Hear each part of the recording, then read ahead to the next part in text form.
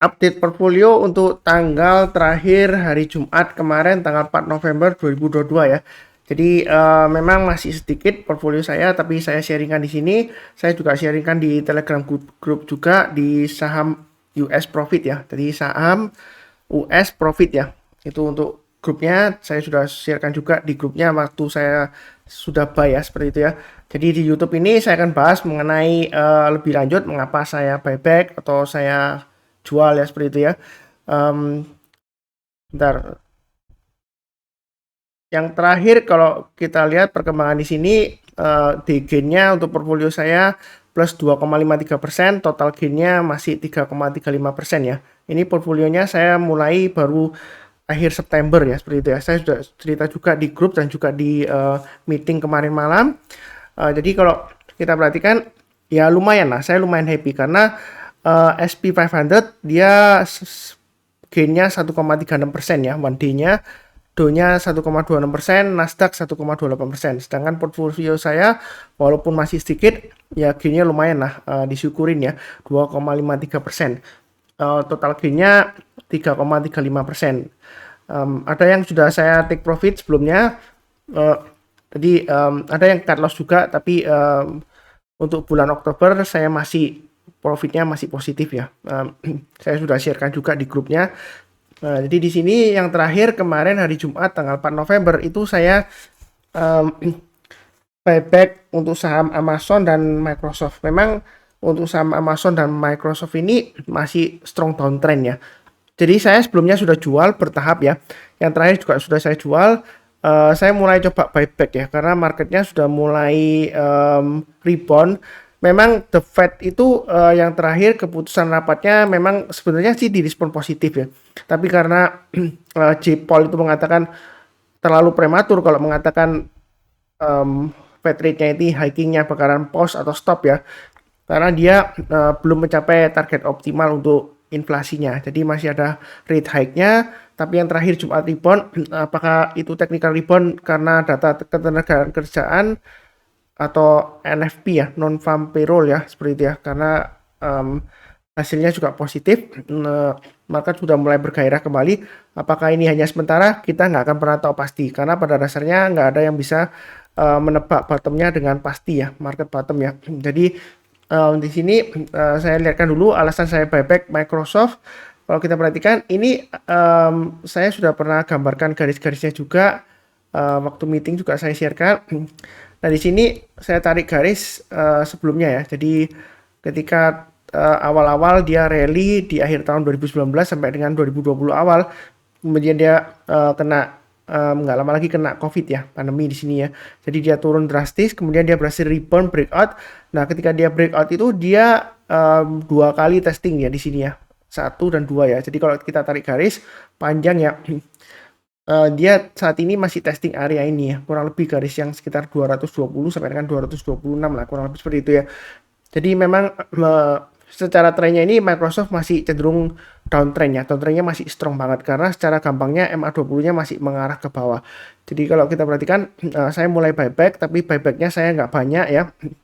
Jadi setiap kali saya buyback saya bikin pembukuannya di Yahoo Finance ya, karena mudah trackingnya. Ini Microsoft yang terakhir saya buyback masih 0,25 ya, jadi masih sedikit tapi bersyukur ini gainnya 0,92% ya. Nah, kemudian saya buyback juga untuk yang berikutnya untuk Amazon. Amazon memang masih strong downtrend juga. Waktu saya buyback penutupan bersyukur gainnya 0,17% ya. Jadi saya lihatkan dulu untuk chartnya untuk Amazon ya. Di Amazon ini kalau dari weekly-nya dia masih strong downtrend ya. Bahkan breakdown dari garis yang sudah saya gambarkan di sini, dia akan menguji area support berikutnya sekitar 82-an ya. Tapi yang terakhir kenapa saya buyback karena saya lihat sih sudah mulai ada optimisme pasar ya, seperti itu ya. Ya mudah-mudahan aja saya nggak salah ya. Tapi ini kalau tidak dari stokastiknya dia sudah mulai akan istilahnya golden cross ya. Tapi kita jangan lihat stokastiknya ya. Penting di sini adalah kita lihat dari price actionnya ini masih strong downtrend. Memang rebound ini hanya technical rebound aja. Jadi kemungkinan masih bisa turun lagi nggak? Masih bisa ya. Jadi kalau mau buy memang tunggu kalau dia sudah berhasil naik lagi ke atas garis yang sudah saya gambarkan di sini ya. Jadi kalau dia berhasil naik dia bisa lanjut sampai 118. Tapi saya masih banyak sedikit. Istilahnya itu testing the water lah ya. Kalau kita mau masuk ke kolam renang, kita tes dulu pakai satu kaki ya. Apakah airnya itu nggak kepanasan atau nggak kedinginan ya. Sebelum langsung biur gitu ya, nyebur gitu ya. Ya kurang lebih seperti itulah untuk Amazon. Ini masih strong downtrend. Hanya cerita aja kalau terakhir sebelumnya saya cut lossnya untuk Microsoft saya jual di 225,55. Jadi saya buybacknya baru bertahap di 219,38 ya. Nah untuk Amazon itu sebelumnya saya cut lossnya di level, sebentar saya lihatkan, 96,01, dan saya buybacknya hari Jumat ya 4 November itu saya buybacknya di area 90,83 ya. Itu saya buybacknya. Jadi saya buybacknya bertahap aja, masih belum agresif ya, kurang lebih seperti itu. Kemudian saya juga ada beli 3 saham favorit saya ya, yaitu Citigroup, Bank of America, dan JP Morgan ya. JP Morgan ya. Jadi JPM, saya perlihatkan untuk grafiknya di sini ya. Jadi untuk grafiknya sebentar ya. Saya ganti dulu untuk Citigroup dulu ya. Jadi Citigroup ini sebenarnya masih cukup menarik ya. Ini sudah pernah saya gambarkan dan saya sharekan di grup juga. Kalau Anda mau buy untuk Citigroup ya, sebelumnya saya sudah make video juga mengenai Citigroup. Ini kesempatan yang baik ya, seperti itu ya. Karena saya gambarkan di sini, ini membentuk pattern ya. Kalau dia sudah berhasil naik di atas garisnya ini yang saya sudah gambarkan, ini target price-nya masih ada kemungkinan bisa sampai sekitar 55-an ya target price-nya, seperti itu ya. 55 sampai 56. Jadi masih memungkinkan untuk rally up. Nah, kalau kita perhatikan ini MA20-nya masih mengarah ke atas ya. Jadi masih cukup menarik. Kalau mau buy belum ketinggalan ya. Jadi buy-nya bertahap aja. Nah, di sini dia ada high-nya tertingginya di 46,47 ya terakhir ya. Jadi kalau dia berhasil naik ke atas 4647, kalau kita mau buy yang belum punya silakan, mau tambah lagi silakan ya. Jadi ini sebenarnya masih cukup menarik Citigroup ya. Memang dia labanya kalau dibandingkan dengan JP Morgan dan Bank of America dia masih terlalu ketinggalan ya. Labanya juga nggak sebagus Bank of America dan JP Morgan. Tapi di sini kedepannya diharapkan dia masih konsolidasi beberapa unit retailnya ya di internasional ya, terutama di Asia. Mudah-mudahan aja setelah konsolidasi dia fokus ke institusi ya, nggak ke retail lagi. Dia ada kemungkinan akan memperbaiki posisi dari laba bersihnya seperti itu ya. Jadi ini masih ada peluang untuk naik lebih tinggi lagi untuk Citigroup. Jadi memang sebelumnya saya ada jual sebagian, nggak loss sih, karena saya ada buy-nya mulai dari bawah ya. Tapi saya mulai buyback kembali, istilahnya saya nambah posisi lah, bukan buyback ya, karena saya nggak jual semuanya.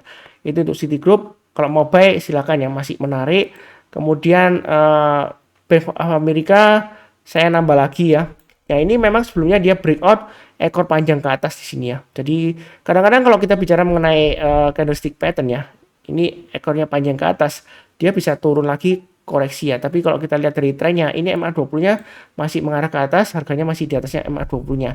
Jadi sebenarnya sih koreksinya ini masih cukup wajar sebelumnya ya ketika breakdown ya.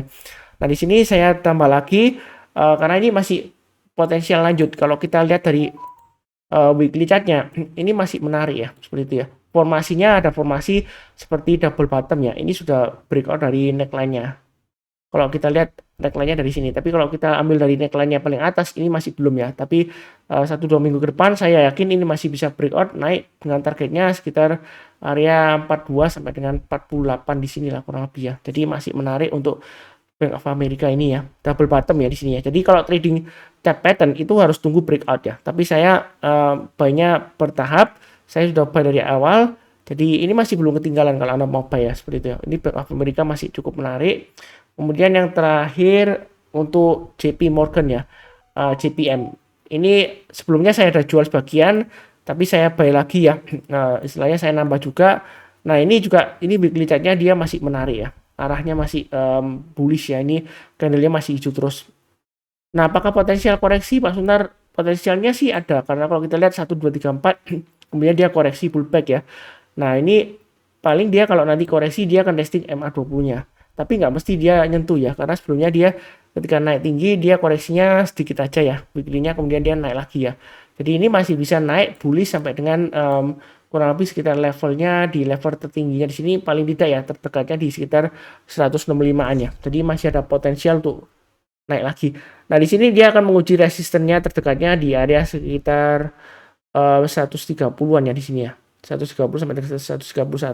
Jadi kalau dia berhasil naik lagi ya, saat ini dia testing ya. Itu kalau mau tambah lagi atau average up silahkan. Memang ada potensial untuk pullback. Kalau pullback yang belum punya kesempatan untuk buy on weakness. Dan untuk daily-nya ini chartnya kurang lebih sudah saya gambarkan juga di grup, saya sudah sharekan. Ini masih cukup menarik ya kalau ada mau nambah posisi ya. MA20-nya mengarah ke atas, ini MA-nya memang kalau kita perhatikan sebelumnya mengarah ke bawah ya. Ini sudah mulai berjuang mengarah ke atas. Nah, apakah bakalan turun lagi? Kita nggak akan pernah tahu pasti ya.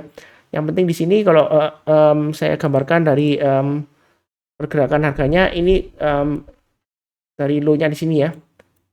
Kemudian kalau dari sebentar, low-nya di sini. Bentar ya, kurang lebih ini saya maknanya saya hapuskan. Dan ini dari area di sini terakhir ya, swing hanya di sini ya. Karena kalau kita perhatikan sini, ini kan sebelumnya dia turun ya. Jadi ini sudah mulai breakout lagi ke atas ya, seperti itu ya. Jadi sebenarnya untuk JP Morgan ini uptrendnya masih cukup menarik ya. Jangan takut ketinggian, karena masih ada peluang untuk breakout lagi naik ke atasnya, high-nya di sini ya, sekitar 131-an ya. 130,81 lah di sini ya. Jadi kalau dia berhasil naik lagi, mau tambah lagi average up silakan. Masih ada peluang sampai ke 170 sampai 180 bisa ya untuk JP Morgan. Apakah ini sementara Pak Sunar bakalan turun lagi? Kita nggak akan pernah tahu pasti, nggak ada yang bisa prediksi bottomnya ya. Ketika saya buy pun itu juga masih resiko ya. Pertama kali kalau kita perhatikan sini, saya buy-nya awal-awal untuk JP Morgan ya, itu tanggal 14 Oktober ya. Saya buy-nya di harga waktu itu 111,39 ya. Jadi kalau kita perhatikan chartnya tanggal 14 Oktober untuk JP Morgan ya. Sebentar saya zoomkan. 14 Oktober itu kurang lebih di area sekitar sini ya. Di sekitar sini ya. Ini saya buy ya. Jadi ketika dia sudah breakout naik ke atas MA20-nya, saya mulai buy walaupun kecenderungan masih downtrend ya. Karena ini sudah saya gambarkan juga di grup saya ya. Jadi bukan karena sudah terjadi terus saya sharekan, enggak ya. Ini sebelumnya saya sudah sharekan ada kemungkinan untuk breakout ya. Di grup kecil saya, ini grupnya masih baru saya buat ya. Sebentar saya sharekan ya untuk JP Morgan ya. Karena kalau nggak saya sharekan nanti ada yang nyindir. Ya kan sudah terjadi Pak Sunar kan gampang ngomongnya ya kalau sudah terjadi ya. Ini saya coba sharekan untuk yang JP Morgan. Bentar untuk awal-awal ini ya. Saya baru beli JP Morgan ya. Waktu itu saya sharekan juga di grup. Bentar, oh ini belum saya ganti ya. Untuk slide-nya. Bentar.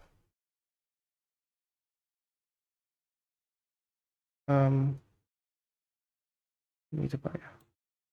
Nah ini ya. Jadi ini saya search untuk JP Morgan. Kalau kita perhatikan, ada chartnya nggak ya yang saya gambarkan sebelumnya?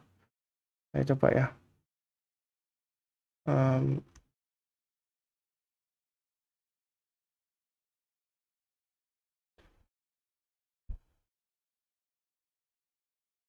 Kadang-kadang saya lupa kasih label ya. Jadi ada saya gambarkan sebelumnya juga chartnya ya untuk JP Morgan mana ya? Ini Starbucks. Pak saya search JPM ya.